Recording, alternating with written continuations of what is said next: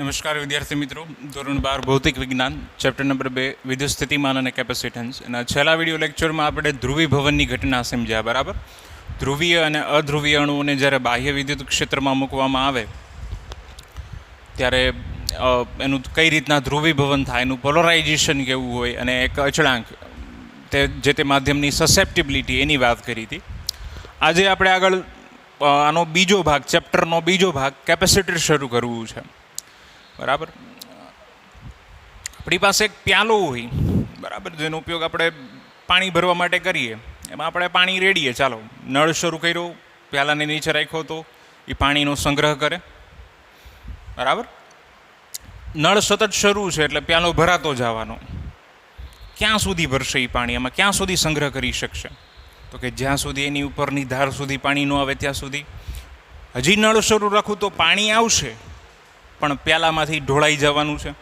બરાબર, તો આવી જ કંઈક બાબત સુવાહકો ઉપર વિદ્યુતભાર મૂકતા થાય છે. બરાબર, માની લો કે કોઈ સુવાહક ઉપર તમે વિદ્યુતભાર મૂકો છો એટલે એ વિદ્યુતભારનો સંગ્રહ કરે, એ વિદ્યુતભાર એની સપાટી ઉપર ફેલાઈ જાય. બરાબર, તમે જેમ જેમ વિદ્યુતભાર મૂકતા જાઓ, વિદ્યુતભારનું મૂલ્ય વધતું જાય તો એ સુવાહકને કારણે ઉત્પન્ન થતું વિદ્યુત ક્ષેત્ર પણ વધતું જાય. બરાબર, વિદ્યુતભાર જે તે સુવાહક વિદ્યુતભારનો સંગ્રહ કરશે, પણ થશે શું?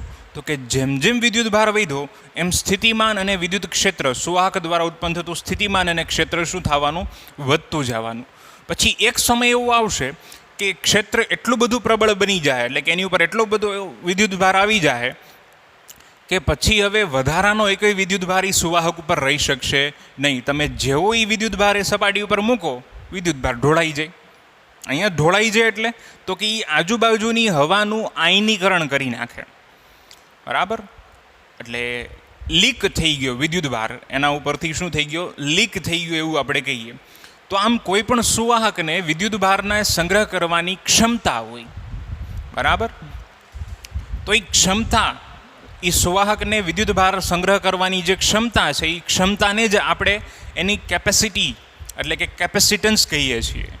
બરાબર, પણ એની પ્રોપર વ્યાખ્યા જોઈએ તો કેપેસિટર એટલે શું? તો કે એકબીજાની પાસે યાદચ્છિક રીતે એમ ગોઠવેલા, એટલે ગમે એમ ગોઠવવાના મન પડે એમ, પણ અલગ રાખેલા, એટલે એકબીજાને સ્પર્શવા ન જોઈ. યાદચ્છિક આકાર અને કદના, એટલે ગમે એમ મૂકેલા, ગમે એવા આકાર અને કદના બે સુવાહકોથી બનતી રચનાને કેપેસિટર કહેવાય. દાખલા તરીકે અહીં બે સુવાહકો આપ્યા છે, એક સુવાહક પહેલો ને બીજો છે. આની ઉપર પ્લસ ક્યુ વિદ્યુતભાર છે અને આની ઉપર કેટલો છે? માઇનસ ક્યુ વિદ્યુતભાર છે. બેયના આકાર અને કદ અલગ અલગ છે તો સીધી વાત છે સ્થિતિમાન ભલે બેયના વિદ્યુતભાર સરખા છે પણ સ્થિતિમાન બેયનું કેવું થશે? અલગ અલગ. કારણ કે સુવાહક દ્વારા ઉત્પન્ન થતું વિદ્યુત ક્ષેત્ર છે એનું સૂત્ર આપણે આવું જોયું હતું, સિગ્મા બાય એપ્સિલોન 0. બરાબર, એટલે એ સિગ્મા છે પાછું એ આપણને મળે સિગ્મા બરાબર ક્યુ બાય એ, એટલે કે એના ક્ષેત્રફળ ઉપર આધારિત છે. એટલે બે સુવાહકો માટે ક્ષેત્ર અલગ હશે તો સ્થિતિમાન પણ અલગ જ હોવાનું છે. તો પહેલા સુવાહક ઉપર પ્લસ ક્યુ છે જ્યારે બીજા સુવાહક ઉપર માઇનસ ક્યુ છે. પહેલા સુવાહકનું સ્થિતિમાન V1 અને બીજાનું સ્થિતિમાન છે V2. તો આ બે વચ્ચે સ્થિતિમાનનો તફાવત કેટલો થાય? તો કે V બરાબર V1 માઇનસ V2. બરાબર, તો આ જે બે રચના થઈ બે સુવાહકોની યાદચ્છિક આકાર અને કદના અલગ રાખેલા છે, તો આ રચનાને આપણે કેપેસિટર કહીશું. કેમ? તો કે એ તંત્રની વિદ્યુતભારને સંગ્રહ કરવાની કંઈક ક્ષમતા હશે, એની કંઈક કેપેસિટી હશે એનો સ્ટોર કરવાની. બરાબર, એટલે આ રચનાને આપણે કહીશું કેપેસિટર, જેને શુદ્ધ ગુજરાતીમાં આપણે કહીશું સંઘારક, એટલે કે સંગ્રહ કરવાવાળું, વિદ્યુતભારનો સંગ્રહ કરવાવાળું. બરાબર, હવે તમને એમ થાય કે ભાઈ બે જ સુવાહક લેવાના, વ્યાખ્યામાં એવું કીધું છે બે જ સુવાહક લેવાના, તો શું એક જ સુવાહક હોય એને પણ કેપેસિટર કહી શકું? આમ જુઓ તો કહી શકાય ને. કેમ? તો કે કેપેસિટર એટલે શું? તો કે એને વિદ્યુતભાર સંગ્રહ કરવાની ક્ષમતા. ભલે એક સુવાહક હોય પણ એની કંઈક કેપેસિટી તો હશે ને સંગ્રહ કરવાની. તો આ વખતે વ્યાખ્યા ખોટી ન પડે નહીં. કેમ? તો કે ત્યારે બીજા સુવાહકને અનંત અંતરે ધારવાનો છે અને એક જ સુવાહકને પણ આપણે કેપેસિટર કહી શકીએ. બરાબર, એટલે આમ એક સુવાહક હોય તો પણ આપણે એને કેપેસિટર કહી શકીએ. માની લો કે તમને એમ કે કવચ છે, ગોળીય કવચ અથવા તો ગોળો છે, નક્કર ગોળો, એક જ કવચ અથવા એક જ ગોળો હોય તો એને પણ આપણે કેપેસિટર કહી શકીએ, કારણ કે એને પણ વિદ્યુતભારને સંગ્રહ કરવાની ક્ષમતા હોય. હવે આ સુવાહકની ઉપરના વીજભારને એટલે કે અહીં પ્લસ ક્યુ માઇનસ ક્યુને કેપેસિટર પરનો વીજભાર કહેવાય. સુવાહક પરના વિદ્યુતભારોને કેપેસિટર પરનો વિદ્યુતભાર કહેવાય. એટલે આ બંને વિદ્યુતભારો કેપેસિટરના ગણાય. જો બે વિદ્યુતભારો કેપેસિટરના ગણાતા હોય તો કેપેસિટર પરનો કુલ વીજભાર કેટલો થાય? તો કે આ પ્લસ ક્યુ ને આ માઇનસ ક્યુ 0. આમ કેપેસિટર પરનો કુલ વીજભાર કે તો શૂન્ય થાય. કોઈ એક સુવાહક પરનો વીજભાર શૂન્ય નથી, પણ આખા તંત્રનો શૂન્ય છે. બરાબર? ઓકે, આ ક્ષેત્ર જે હોય કઈ તરફ હોય એ તો આપણે જે પહેલા ચેપ્ટરમાં જોયું છે કે ભાઈ ધનમાંથી ઋણ તરફ હોય. એટલે કે અહીંયા વિદ્યુતભારને કારણે જે ક્ષેત્ર થશે કેપેસિટરમાં એ પ્લસ ક્યુથી માઇનસ ક્યુ તરફનું હોય, અને એ ક્ષેત્ર પાછું વિદ્યુતભારના સમપ્રમાણમાં હોય. બરાબર? ઈ ચલે છે ક્યુ. આ સૂત્ર જે ઈ છે સિગ્મા બાય એપ્સિલોન 0, સુવાહક દ્વારા ઉત્પન્ન થતું ક્ષેત્ર, એમાં મૂકો છે ક્યુ એપ્સિલોન 0 એ, એમાં છેદ તો અચળ છે એટલે આપણે એવું કહી શકીએ ઈ ચલે છે ક્યુ. ઓકે, એનું સ્થિતિમાન છે એ પણ કેવા સમપ્રમાણમાં આવી છે વિદ્યુતભારના? કેમ? તો કે વી બરાબર થાય ઈડી, જ્યાં ડી એટલે બે સુવાહકો વચ્ચેનું અંતર. એટલે આપણે જો કિંમત મૂકીએ ક્યુ ડી બાય એપ્સિલોન 0 એ, એટલે આ ડી અચળ છે. આપેલા તંત્ર માટે આપણે બે વચ્ચેનું અંતર આપણે ફિક્સ લઈ લીધું છે. ક્ષેત્રફળ પણ અચળ છે, અને એપ્સિલોન 0 શૂન્યાવકાશની પરમિએબિલિટી છે, પરમિટિવિટી છે. બધું અચળ છે એટલે આપણે એવું કહી શકીએ વી ચલે છે ક્યુ. તો અહીંયા તમે જુઓ વી ચલે છે ક્યુ છે, સમપ્રમાણતા દૂર કરવી હોય તો અચળાંક મૂકવો પડે. બીજા શબ્દોમાં કહું તો ક્યુ અને વીનો ગુણોત્તર અહીંયા કેવો રહેવાનો છે? અચળ. બરાબર? ક્યુ અને વીનો ગુણોત્તર અચળ હોય. આ ગુણોત્તરને કહેવાય સી. સી એટલે કેપેસિટરનું કેપેસિટન્સ. સી બરાબર ક્યુના છેદમાં વી. એટલે કેપેસિટન્સ કેટલું હોય? તો કે આપેલ બે સુવાહકોના તંત્ર માટે સુવાહક પરના વિદ્યુતભાર એટલે કે ક્યુ અને એમની વચ્ચે સ્થિતિમાનના તફાવત એટલે કે વી, એ બેના ગુણોત્તરને શું કહેવાય? તો કે કેપેસિટરનું કેપેસિટન્સ. એટલે કે સુવાહક ઉપર કેટલો વીજભાર છે, કોઈ એક સુવાહકની વાત કરવાની, કારણ કે એક ઉપર પ્લસ ક્યુ હશે તો બીજા ઉપર માઇનસ ક્યુ વાનું છે. એટલે કે વિદ્યુતભાર ક્યુ અને બે સુવાહક વચ્ચે સ્થિતિમાનનો તફાવત વી, એ બેનો ગુણોત્તર એટલે કે તંત્રનું કેપેસિટન્સ.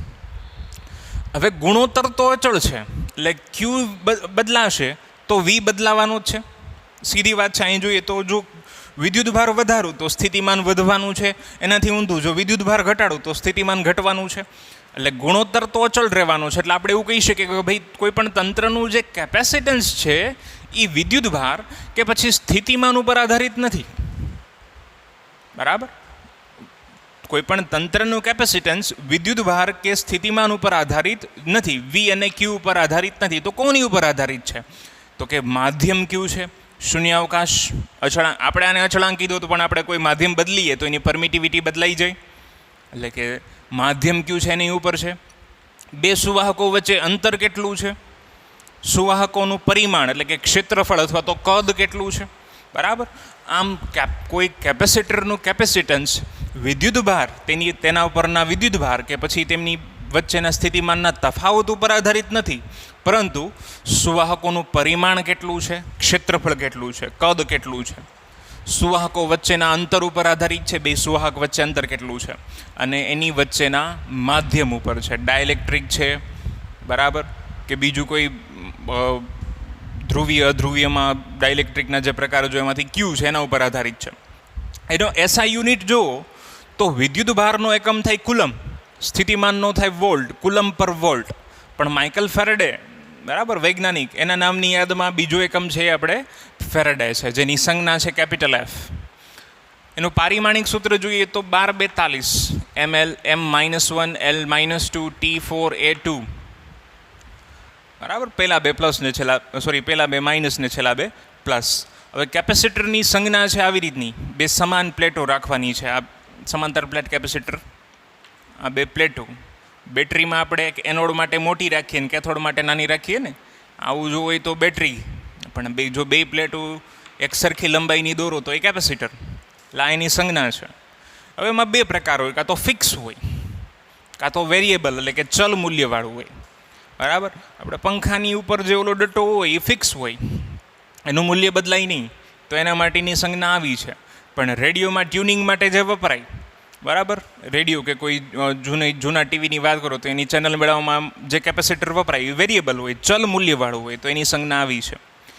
પણ આ જે ફેરેડે એકમ છે ને વ્યવહારમાં બહુ મોટો એકમ છે. આપણે આગળ એનું સૂત્ર જ્યારે મેળવશું ત્યારે જોશું કે ભાઈ એના માટે પ્લેટનું પરિમાણ કેવડું રાખવું પડે. બરાબર, કીધું ને પ્લેટના પરિમાણ ઉપર કે સુવાહકોના પરિમાણ ઉપર આધારિત છે. તો 1 ફેરેડેનું કેપેસિટર મેળવવું હોય આપણે તો એ પ્લેટનું પરિમાણ કેટલું રાખવું એ આપણે મેળવીશું આગળ જ્યારે સૂત્ર જોશું ત્યારે ખબર પડશે કે ભાઈ ફેરેડે તો વ્યવહારમાં બહુ મોટો એકમ થાય. તો એના માટે આપણે નાના એકમોનો યુઝ કરીએ છીએ. માઇક્રો ફેરેડે એટલે કે 10⁻⁶ ફેરેડે, નેનો ફેરેડે એટલે કે 10⁻⁹ ફેરેડે અને પાઇકો ફેરેડે એટલે કે 10⁻12. આવા એકમોનો આપણે ઉપયોગ કરીએ છીએ. બીજું કેપેસિટર છે એની હમણાં આપણે કીધું કે ભાઈ કેપેસિટન્સ એટલે શું, તો કે ભાઈ આપેલા સુવાહકના તંત્રની વિદ્યુત ભારને સંગ્રહ કરવાની ક્ષમતા. જો કેપેસિટરનું કેપેસિટન્સ મોટું હોય એટલે કે સી મોટો હોય તો સી મોટો મળે ક્યારે, તો કે વી નાનો હોય ને તો. એટલે કે મોટા મૂલ્યના કેપેસિટન્સ માટે આપેલ વિદ્યુત ભાર માટે સ્થિતિમાનનો તફાવત વી કેવો મળશે, નાનો. એનાથી ઊંધું આપણે વિચારીએ, જો સી મોટો જોતો હોય બરાબર અને નાનો વી રાખીએ તો ક્યુનું પ્રમાણ કેવું મળે મને, મોટું. વી અચળ ધારી લઈએ, ચાલો વી અચળ છે. સી કેપેસિટન્સ મોટો હશે તો વિદ્યુત ભાર પણ કેવો હશે, મોટો. એટલે આપણે એવું કહી શકીએ કે ભાઈ મોટા મૂલ્યનું કેપેસિટર નાના સ્થિતિમાન માટે વિદ્યુત ભારનો મોટો જથ્થો સંગ્રહ કરી શકે. નાના સ્થિતિમાન માટે મોટા મૂલ્યનું કેપેસિટર મોટો જથ્થો એટલે કે જો ક્યુ મોટો હોય તો સી મોટો હોવાનો જ છે ને, બે સમપ્રમાણમાં છે. તો ખરેખર આપણે એવું કહી ન શકીએ બે સમપ્રમાણમાં છે, કારણ કે એ સી છે એ તો બે ગુણોત્તર ઉપર છે. પણ સૂત્ર ઉપરથી એટલી ખબર પડે કે ક્યુનું મૂલ્ય મોટું હોય તો સી મોટો જ હોવાનો છે. બરાબર, એટલે મોટા મૂલ્યનું કેપેસિટર નાના સ્થિતિમાન માટે વિદ્યુત ભારનો મોટો જથ્થો સંગ્રહ કરી શકે. પછી આગળ આપણે જોઈએ તો આપણે એવી વાત કરી હતી કે ભાઈ સુવાહક ઉપર વિદ્યુત ભાર મૂકતો જાઓ તો ક્ષેત્ર વધતું જાય, સ્થિતિમાન વધતું જાય. એક સમય એવો આવે કે ક્ષેત્ર એટલું પ્રબળ બની જાય કે આજુબાજુની હવાનું શું કરી નાખે, આયનીકરણ કરી નાખે. એટલે કે જે તમે વિદ્યુત ભાર એની ઉપર મૂકો એ લીક થઈ જાય. બરાબર, એ જ વસ્તુ સમજીએ કે જો સ્થિતિમાનનો તફાવત મોટો હોય તો કેપેસિટરની સુવાહકો વચ્ચે ક્ષેત્ર કેવું બને, પ્રબળ બને. માની લો કે આપણે સમાંતર બે પ્લેટ સમાંતર રાખીને, બે સુવાહકની પ્લેટો સમાંતર રાખીને કેપેસિટર બનાવ્યું છે, પણ સ્થિતિમાનનો તફાવત આમાં મોટો છે, આ ડી છે, તો આમાં ક્ષેત્ર ઈ છે ને. બરાબર, ક્ષેત્ર વધારે છે તો શું થશે, ક્ષેત્ર પ્રબળ છે તો પ્રબળ ક્ષેત્ર છે એ વચ્ચે જે હવા હશે એ હવાનું શું કરી નાખશે, આયનીકરણ. આયનીકરણ થાય એટલે ધન આયન અને ઋણ આયન ઉત્પન્ન થાય. આ ધન આયન અને ઋણ આયન ક્ષેત્ર દ્વારા બળ અનુભવે તો પ્રવેગિત ગતિ કરવાના છે. માની લો કે આ કેપેસિટરનો ધન વીજભાર ધરાવતી પ્લેટ છે અને આ ઋણ વીજભાર ધરાવતી પ્લેટ છે, તો આયનીકરણ થવાથી જે ઋણ વીજભાર ઉત્પન્ન થયો છે એ આ બાજુ ગતિ કરવાનો છે અને ધન વીજભાર આ બાજુ ગતિ કરે. એટલે વિરુદ્ધ દિશામાં ગતિ કરે અને કેપેસિટરની પ્લેટ પરના વિદ્યુત ભારને શું કરી દે, તટસ્થ કરી દે. તો એટલે કે આયનો ગતિ કરીને ઋણ વીજભાર આ બાજુ આવે તો આનો ધન વીજભાર ઘટતો જાય, ધન વીજભાર સામેની બાજુ જાય તો આનો ઋણ વીજભાર ઘટતો જાય. પરિણામે પ્લેટ પરના વિદ્યુત ભારને અંશતઃ, પૂરેપૂરા તો નહીં કરી શકે, અંશતઃ શું કરી દે, તટસ્થ કરી દે. અથવા તો આપણે એવું પણ કહી શકીએ કે ભાઈ એક પ્લેટ પરનો વિદ્યુત ભાર અવાહક માધ્યમમાં લીક થઈ ગયો, કારણ કે હવા સામાન્ય રીતે આપણે એને અવાહક કહીએ છીએ, તો અવાહક માધ્યમમાં લીક થયો અને બીજી પ્લેટ ઉપર ચાલ્યો ગયો. બરાબર, જો આ ઘટનાને કહેવાય ડાઇલેક્ટ્રિક બ્રેકડાઉન. ડાઇલેક્ટ્રિક બ્રેકડાઉન શું કામ, તો પહેલાં તો ડાઇલેક્ટ્રિક પદાર્થો કોને કહેવાય યાદ કરો છો, અવાહક પદાર્થોને કહેવાય. અવાહક પદાર્થોને આપણે ડાઇલેક્ટ્રિક પદાર્થો કીધા હતા, જે વિદ્યુત ભારને પસાર ન થવા દે પણ એના ઉપર બળ લગાડવાની છૂટ આપે. એટલે ડાઇલેક્ટ્રિકમાંથી ક્યારે વિદ્યુત ભાર પસાર થવાનો નથી. પણ અહીંયા ક્ષેત્ર એટલું પ્રબળ થઈ ગયું છે કે ડાઇલેક્ટ્રિક પોતાનો ગુણધર્મ ગુમાવી દે છે. અવાહકપણાનો જે ગુણધર્મ એની પાસે હતો એ ગુણધર્મ જ એને ગુમાવી દીધો. એટલે આપણે એને એવું કહીએ છીએ ડાઇલેક્ટ્રિક બ્રેકડાઉન. તો જુઓ પાછું આ ડાઇલેક્ટ્રિક બ્રેકડાઉન ક્ષેત્રના કોઈ પણ મૂલ્ય માટે ન થાય. બરાબર, એની સહન કરવાની ક્ષમતા હોય ને, વિદ્યુત ક્ષેત્રને સહન કરવાની ક્ષમતા. બરાબર, એક ચોક્કસ મૂલ્યના ક્ષેત્રે આવું થાય. તો ડાયલેક્ટ્રિક માધ્યમ બ્રેકડાઉન થયા સિવાય, એટલે કે પોતાનો અવાહકપણાનો ગુણધર્મ ગુમાવ્યા સિવાય જે મહત્તમ વિદ્યુત ક્ષેત્રનો સામનો કરી શકે, એટલે કે એ મહત્તમ ક્ષેત્ર સુધી પોતાનો ગુણધર્મ જાળવી રાખે, બરાબર, એને એના ડાયલેક્ટ્રિક સ્ટ્રેન્થ કહેવાય છે. બરાબર. દરેક ડાયલેક્ટ્રિક માટે એની ડાયલેક્ટ્રિક સ્ટ્રેન્થ હોય જ, એટલે કે દરેક અવાહક પદાર્થ માટે એની ડાયલેક્ટ્રિક સ્ટ્રેન્થ મળવાની છે. દાખલા તરીકે હવાની વાત કરીએ તો હવાની ડાયલેક્ટ્રિક સ્ટ્રેન્થ છે 3×10⁶ વોલ્ટ પર મીટર. એટલે કે બે સુવાહકો એકબીજાથી 1 મીટર દૂર રાખેલા હોય અને એમની વચ્ચેનો સ્થિતિમાનનો તફાવત છે 3×10⁶, એટલે લગભગ 30 લાખ વોલ્ટ કહેવી આપણે, બરાબર, એટલું હોય, બરાબર.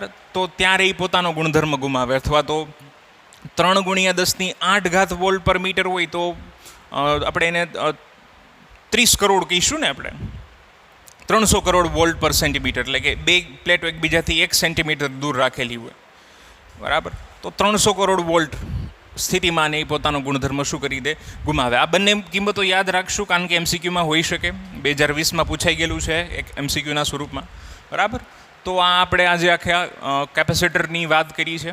આગળ એનું સમાંતર પ્લેટ કેપેસિટર જે આપણે ભણવાનું છે એનું આપણે સૂત્ર મેળવીશું. ચાલો જોઈ જાવ આખી થિયરી.